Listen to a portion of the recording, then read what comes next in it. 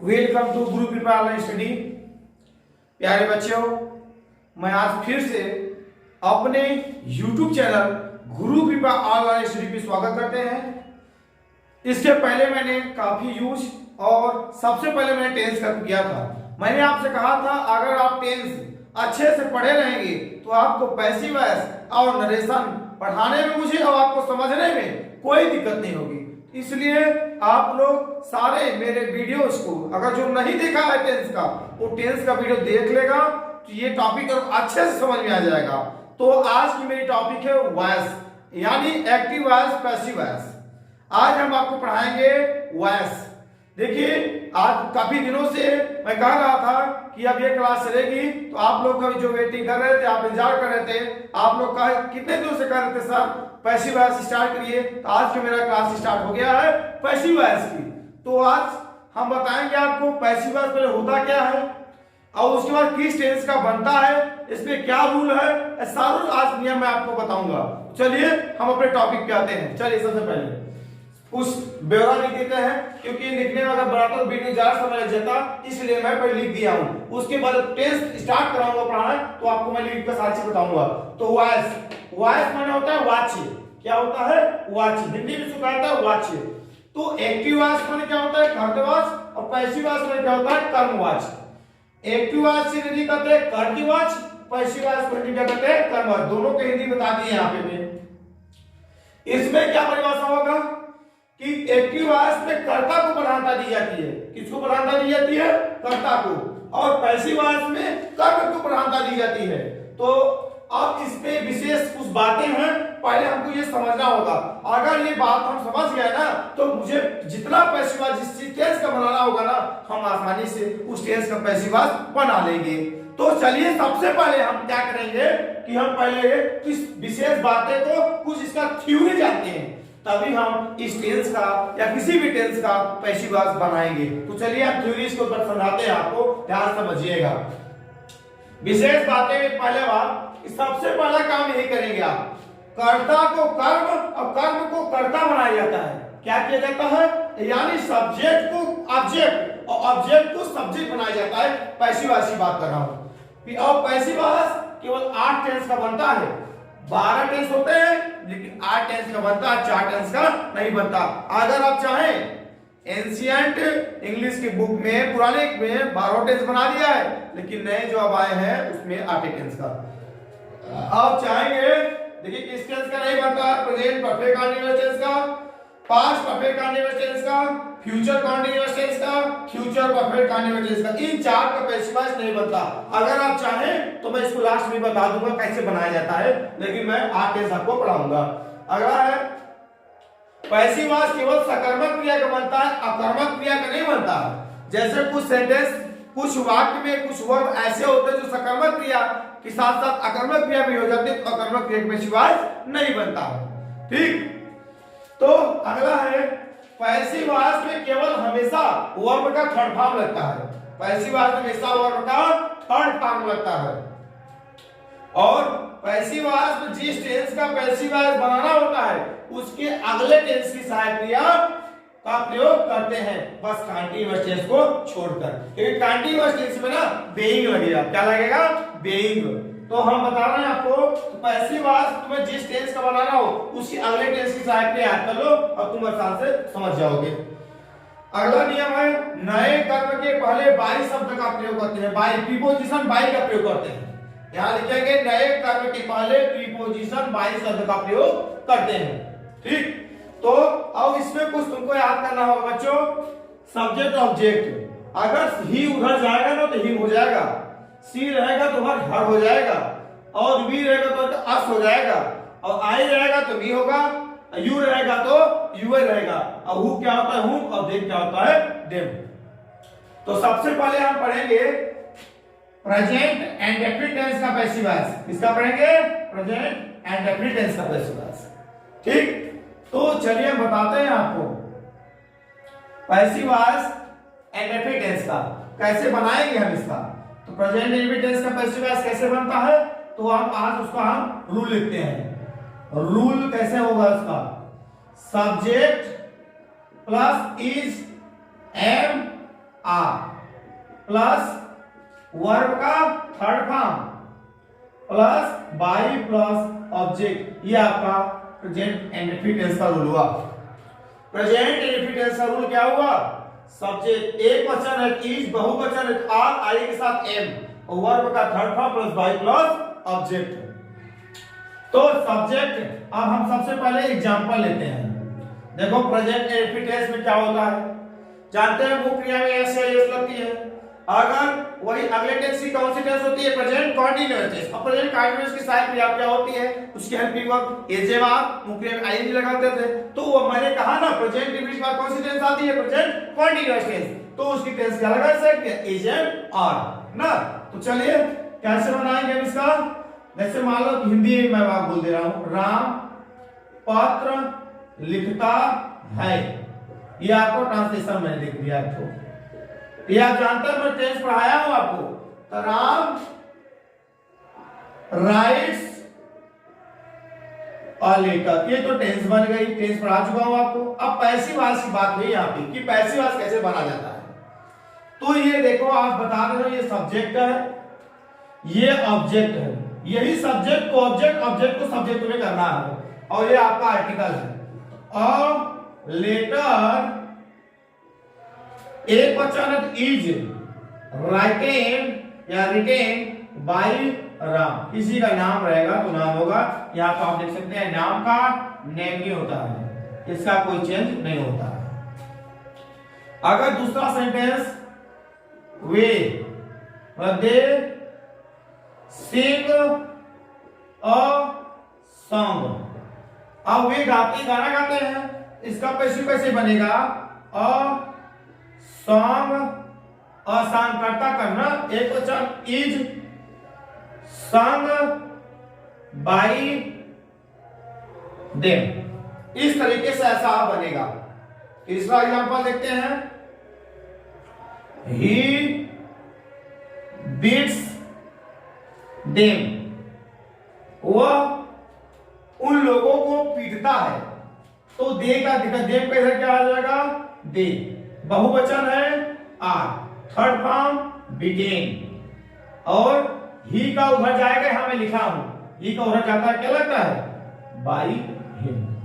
यानी आप आराम से इन चीजों का जो भी सेंटेंस रहेगा आप उसका पैसिव वॉइस बना सकते हैं। ये कौन सी बात हुई? प्रेजेंट इंडेफिनिट की साधारण बात। ये साधारण वाक्यों का पैसिव आप ऐसे ही बनाएंगे।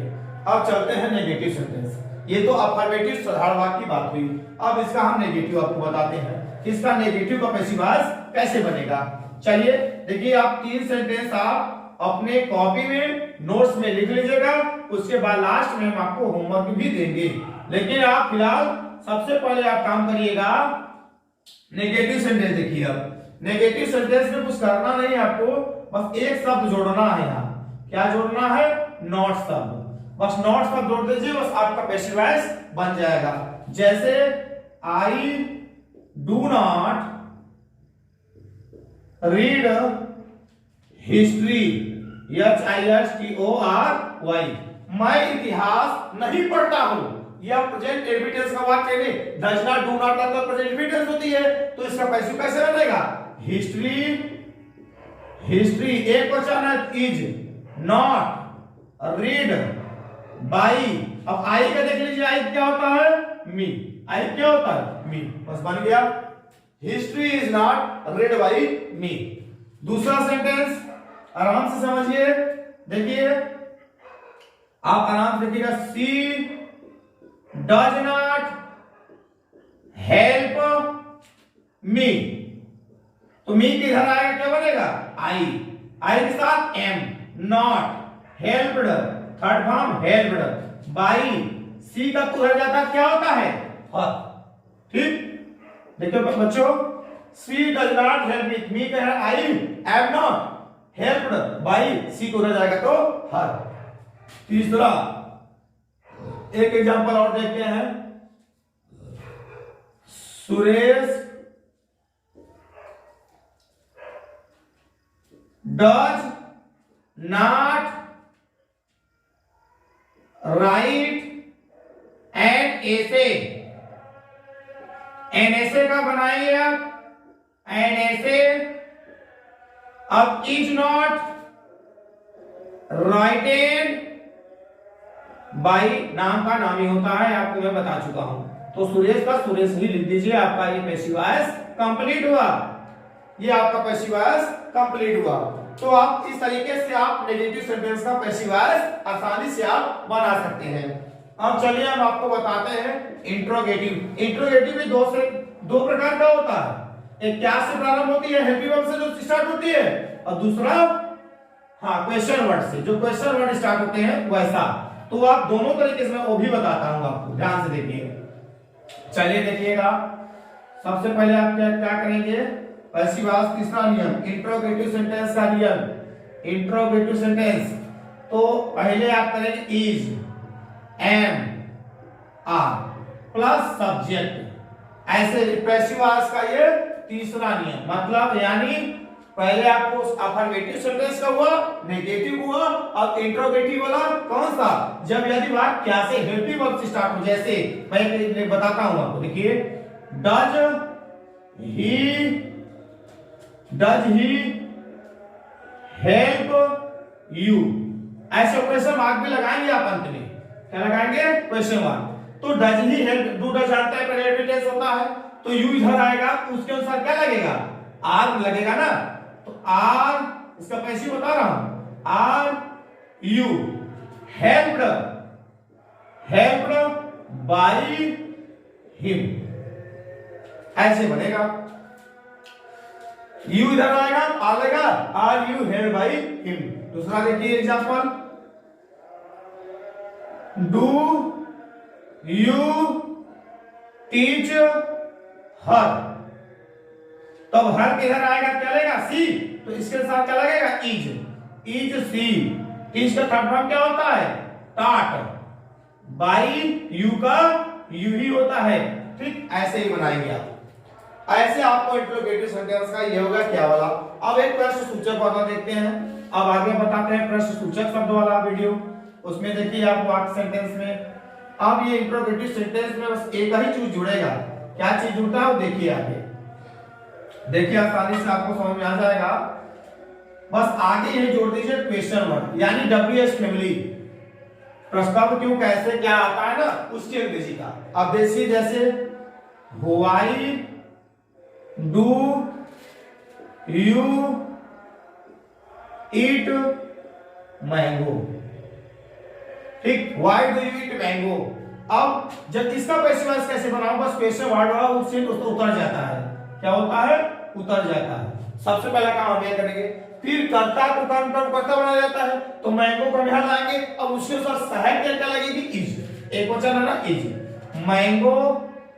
अब इट का third form eaten by you, इस प्रकार से ऐसे बनेगा, ये हुआ।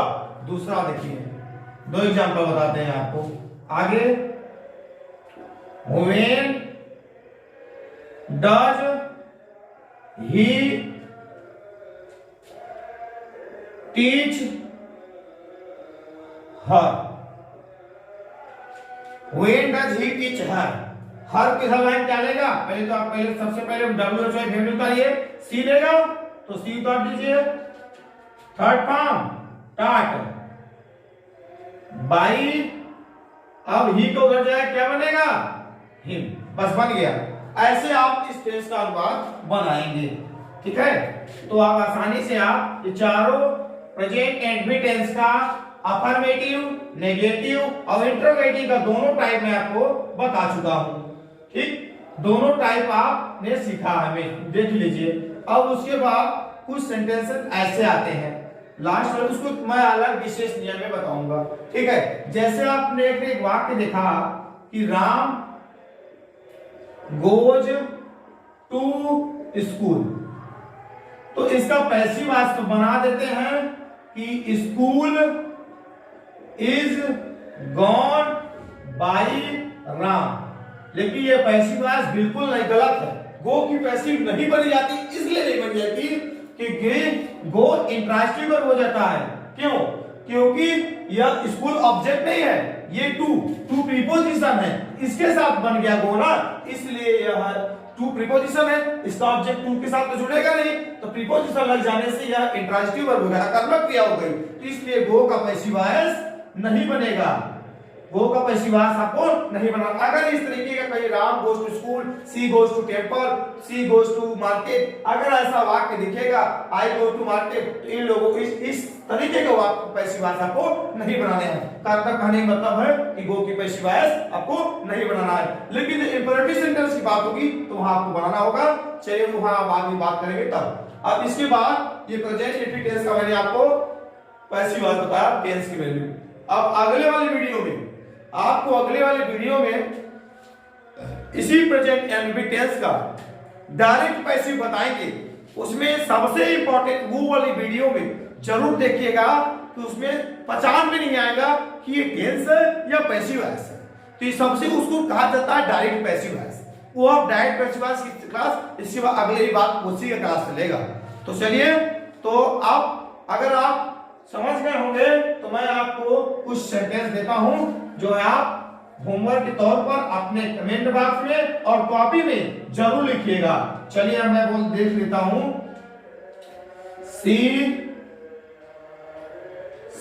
इट्स राइस, पहला सेंटेंस।